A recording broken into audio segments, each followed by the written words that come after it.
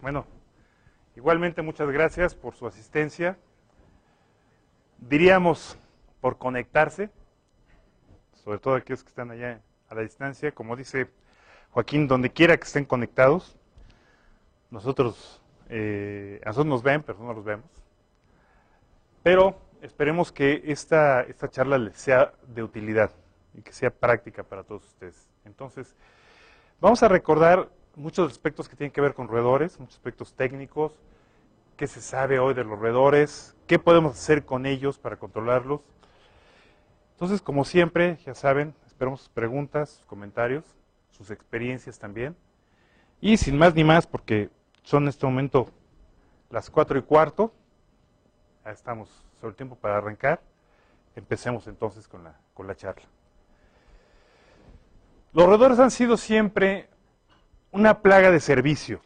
En realidad, quizá fueron incluso de las primeras plagas en las cuales el Servicio de Control de Plagas urbano centró su atención.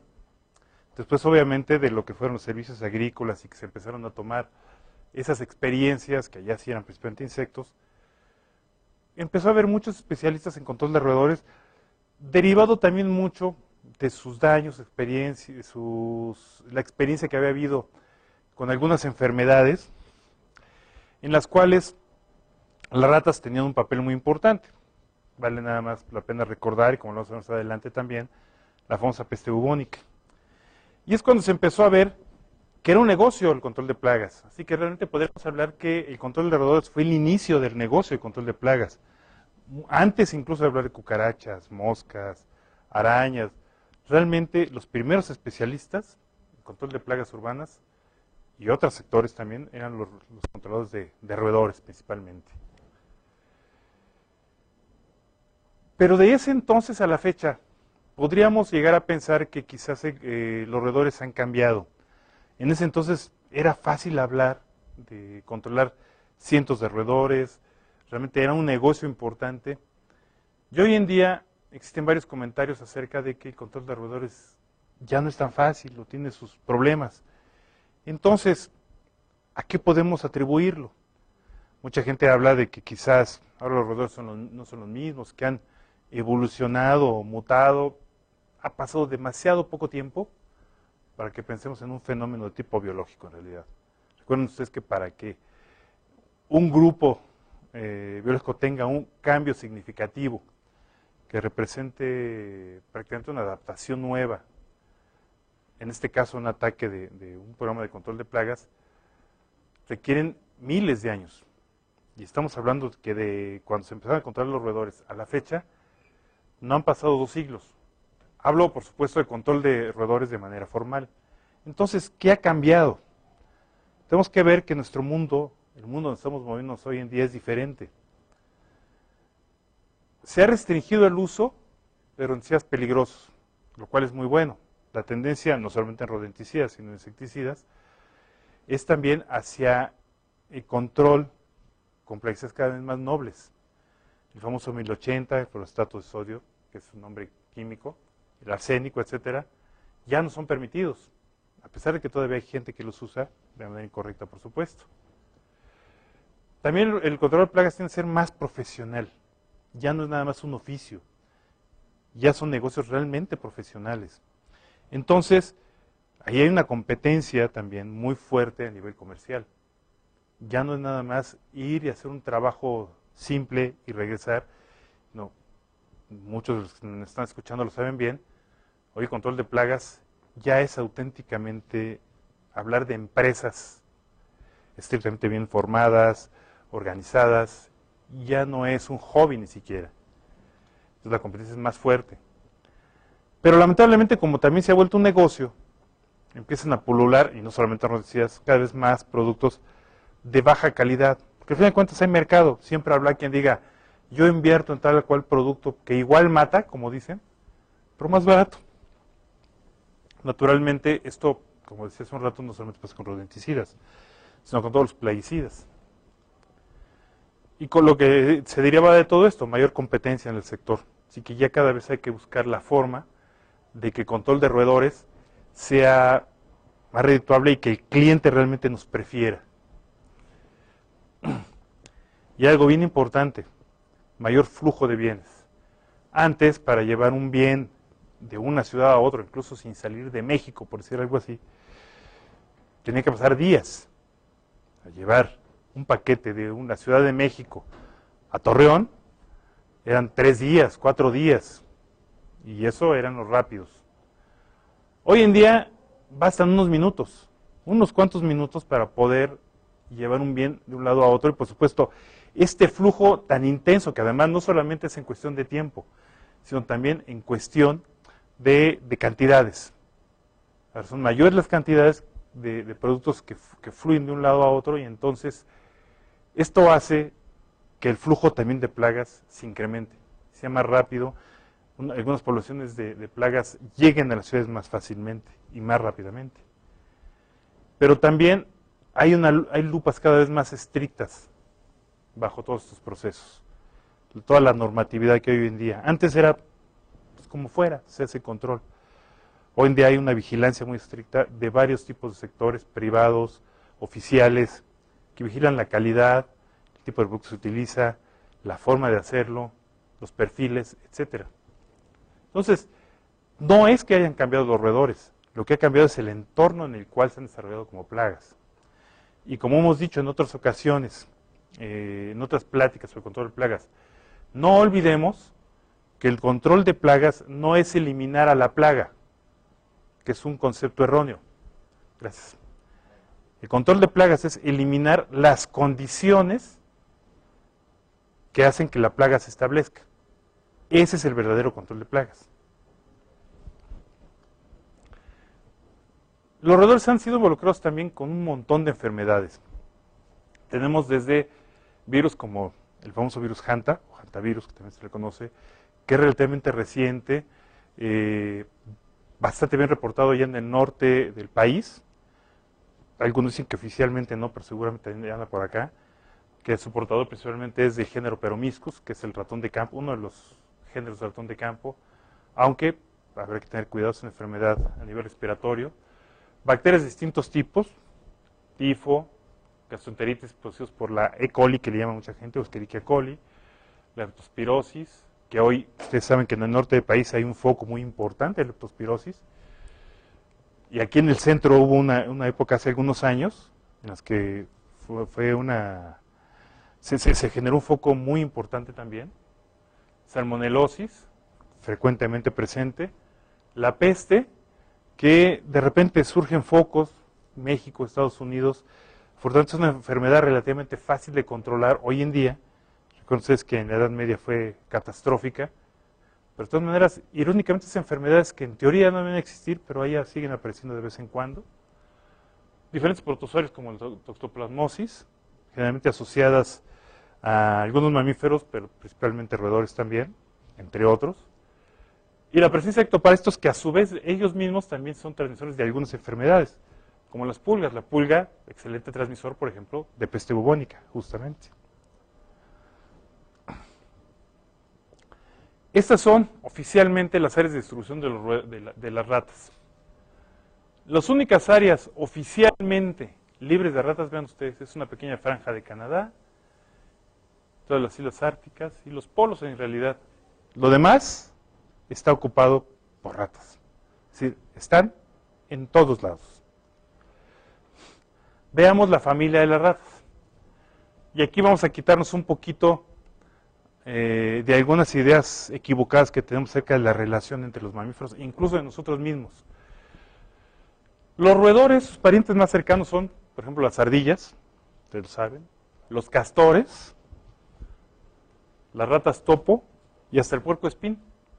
Muchos quizá brinquen y digan, ¿y los murciélagos? Porque normalmente la gente piensa que los murciélagos son parientes de los roedores. Nada más equivocado que eso. Totalmente falso. Los murciélagos son parientes nuestros. El grupo más cercano de los murciélagos son los primates, o sea, nosotros. No los roedores, que es un error que normalmente se comete. Eso quiere decir que un murciélago no es una rata vieja, que le salieron alas, como mucha gente dice. Son bichos completamente distintos. De hecho, aquí están. Vean ustedes. Aquí está. los quirópteros y su grupo hermano, los primates, nosotros. De hecho, si ustedes ven un esqueleto de un murciélago, nada más porque los dos son muy largos, que es lo que sostiene el ala, pero podrían pensar que es de un mono, prácticamente. Aquí tenemos entonces el grupo con el cual nos vamos a abocar. Y esta es una pequeña clasificación de esa diversidad, de esas 3 apenas especies de las que normalmente siempre nos preocupamos. Hay muchas más y vamos a hablar de algunas de ellas también, pero son las que nos encontramos normalmente en el área urbana. Y es una clasificación más detallada, no se apuren, además aquí la pongo nada más de manera ilustrativa, pero aquí lo que quiero hacer notar es cómo de algunas especies las variedades subespecies son mucho mayores que otras. La rata negra, por ejemplo, tiene una gran cantidad de variedades, mientras que la rata de piso, la típica de alcantarilla, no es tan diversa como normalmente podríamos pensar. También romper el paradigma de que son parientes de los conejos. A lo mejor sí, de manera más o menos lejana, pero no son. Los conejos no son roedores, aunque normalmente en las caricaturas lo digan. No son roedores, los conejos son lagomorfos. Y algunas características distintivas son, por ejemplo, la presencia de un molar más, un incisivo adicional. Lo que sí comparten y lo que los hacen parientes, si no cercanos, al menos lejanos, es el crecimiento continuo de los incisivos, eso sí. Pero eso no los hace roedores como tal, son un grupo completamente diferente.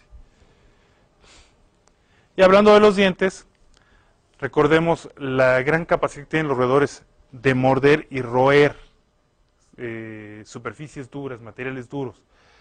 Y también, contrario a lo que mucha gente piensa, ustedes lo saben bien, pero recordémoslo entonces,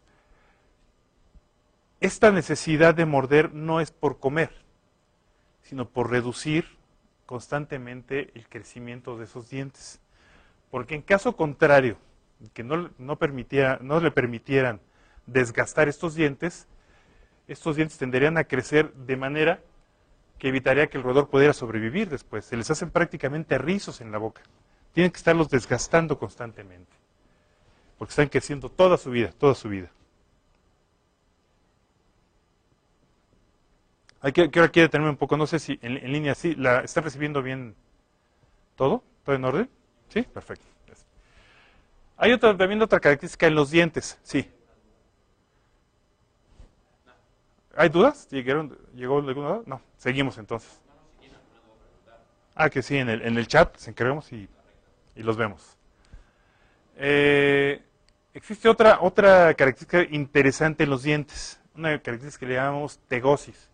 La tegosis es esta capacidad que tienen los dientes de arriba y de abajo de poder rozarse hacia el frente o hacia atrás, lo que da presente ese mecanismo de tijera y que también hace tan eficiente que puedan roer.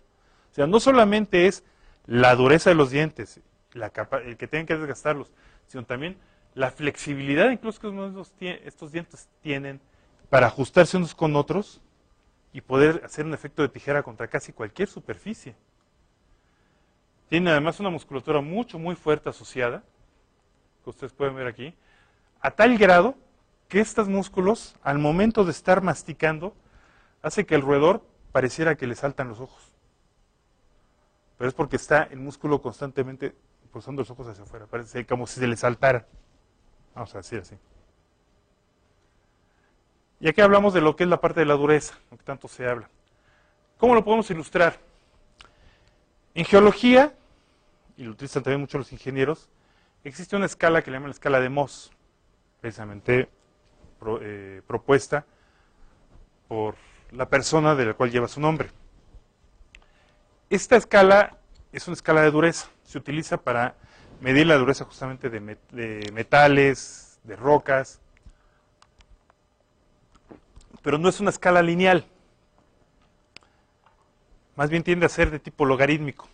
Con eso quiero decir que el que está en el nivel 2, que se representa es el yeso, no es forzosamente el doble de duro que el talco, ni el 3 veces más que el talco y apenas una unidad más que el yeso.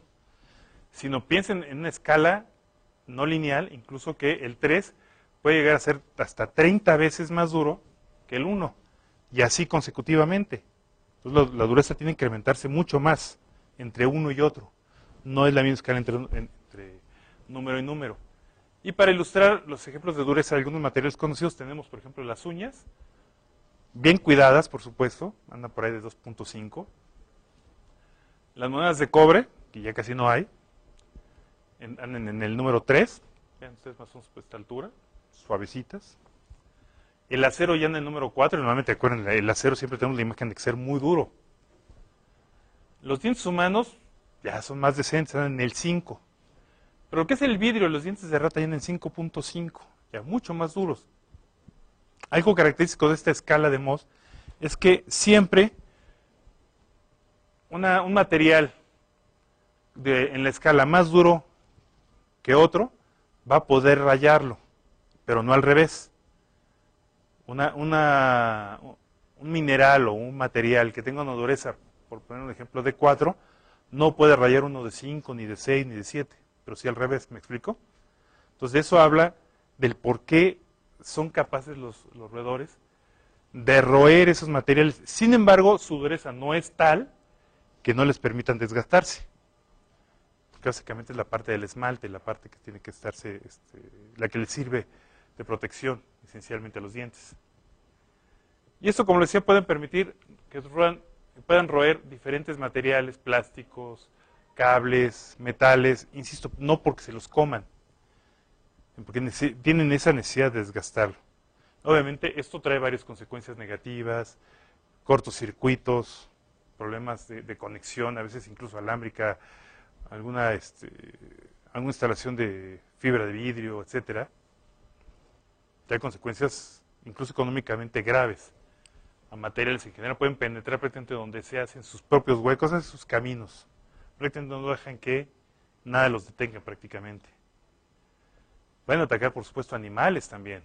De hecho, en el sector pecuario es muy importante la presencia de roedores, no solamente porque consuman el material de los animales, sino pueden atacar a los animales como tal.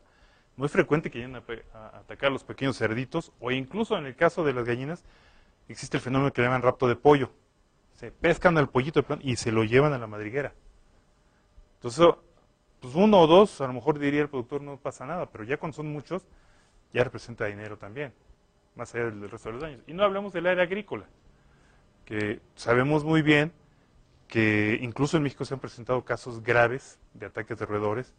Tan solo para no ir muy lejos, el año pasado, incluso en las noticias salía el caso de los roedores que están afectando a los cultivos de Jalisco, tanto de maíz, trigo, incluso algo de palma, incluso también en Tabasco.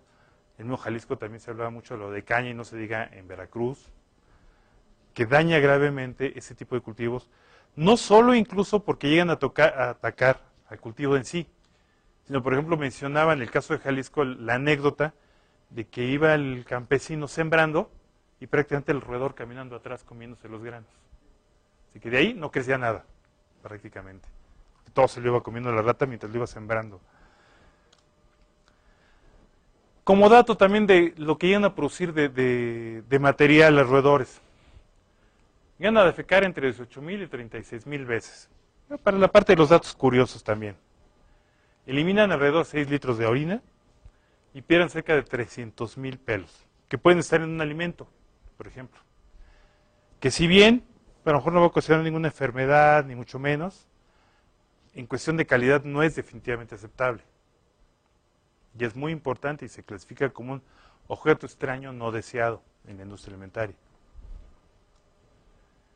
Veamos un poco y hablamos un poquito sobre las principales especies.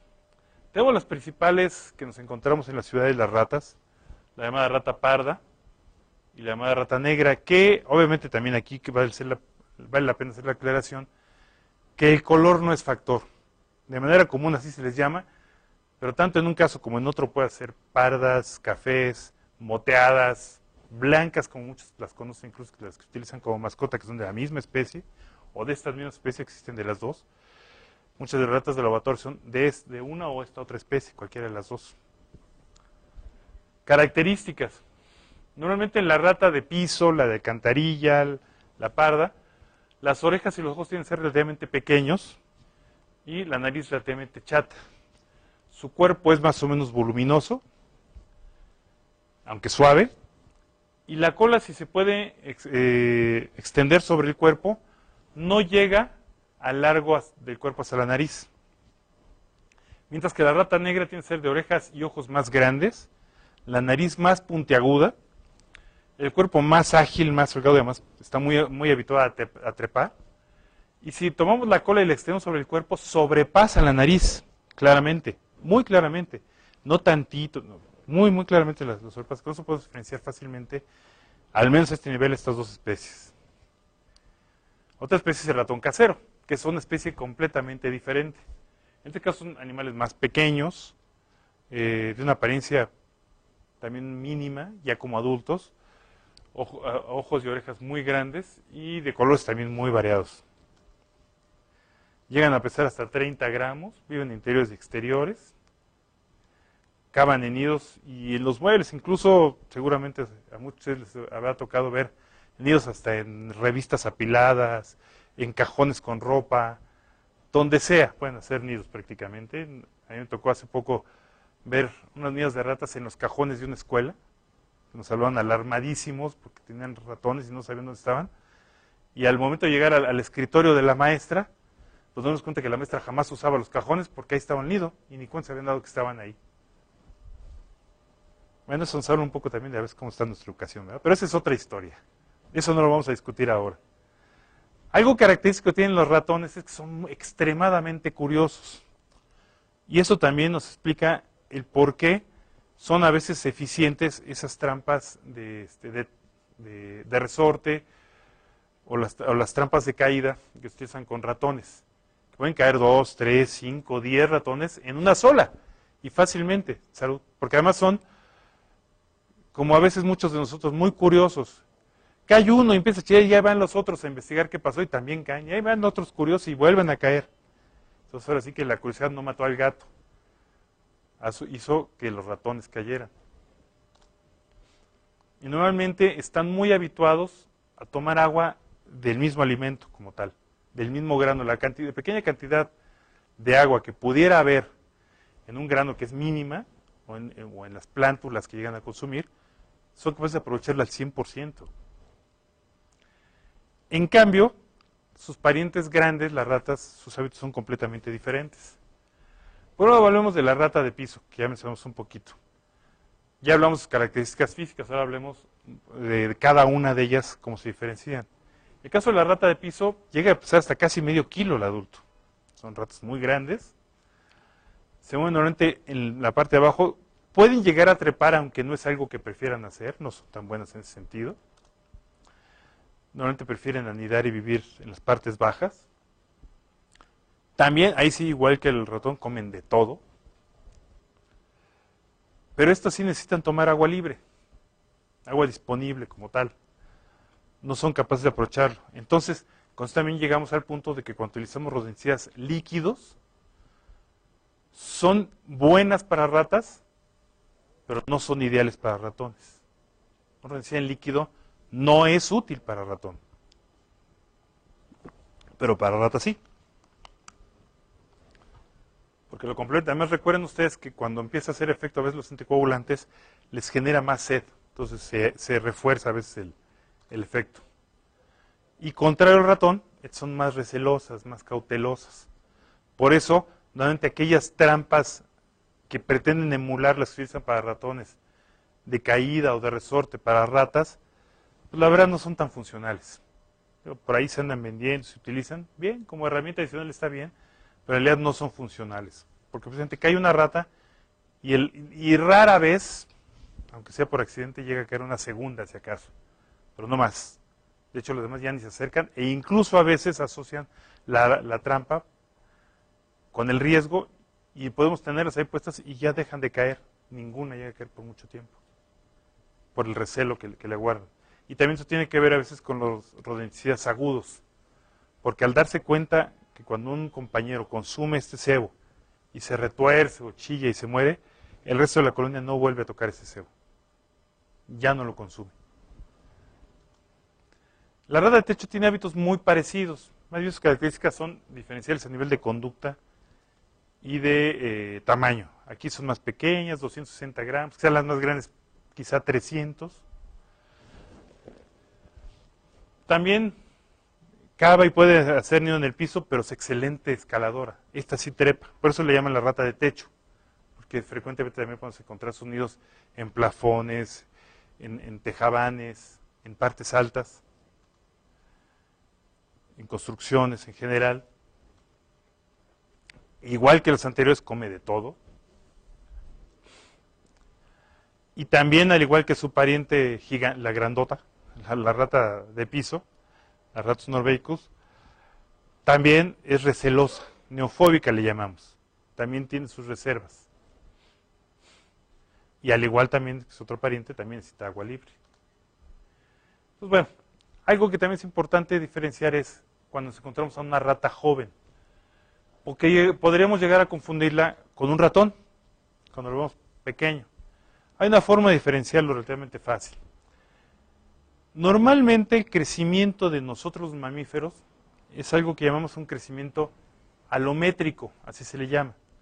El crecimiento alométrico consiste en que las diferentes partes de nuestro cuerpo se desarrollan a diferentes velocidades. Vale la pena siempre recordar, cuando vemos un bebé, su cabeza es relativamente más grande en comparación con su cuerpo. Bueno, muy grande, se ven así cabezones. Y conforme vamos creciendo, el cuerpo se empieza a desarrollar más y más y más, y la cabeza más lentamente hasta que llegamos a la apariencia que tenemos como adulto como tal. De hecho, de manera típica, si nosotros vemos el cuerpo de un adolescente, se ven larguiluchos, como medio, con una cabeza hasta relativamente pequeña y unos brazotes. ¿Pero por qué es eso? Es parte del desarrollo del cuerpo, hasta que llegamos a la imagen que tenemos hoy. Esto es lo que llamamos crecimiento alométrico. Lo mismo sucede con roedores. Cuando son jóvenes, normalmente se ven unas patas enormes comparado con el cuerpo. Y realmente una cabeza muy grande, comparado a algo más equilibrado, llamémoslo así, en el caso del ratón. Y aquí lo vemos en la fotografía. Esto es un ratón, y bueno, es una rata joven, se ven unas patas enormes, y la cabeza relativamente más grande. Se ve claramente que es un juvenil, y que definitivamente no se trata de un ratón. ¿Sí? Sí. Como breve pausa, no sé si todos puedan ver tanto a Hugo como la presentación en su computadora.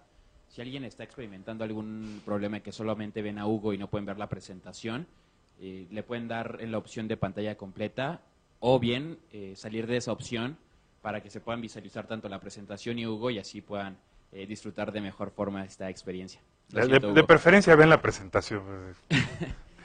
Sí, pero hay algunos que han estado como que solamente te ven a ti, no ven la presentación, entonces para aclarar el punto y que puedan seguir disfrutando de la experiencia. Ok. ¿Qué es 3D? Es casi 3D. Bueno. Ya estamos buscando que haya aromas. O sea, si le hago así. No, vamos con que le hagamos así. Pero bueno, una disculpa por la interrupción y gracias. No, al contrario, y está bien el comentario técnico.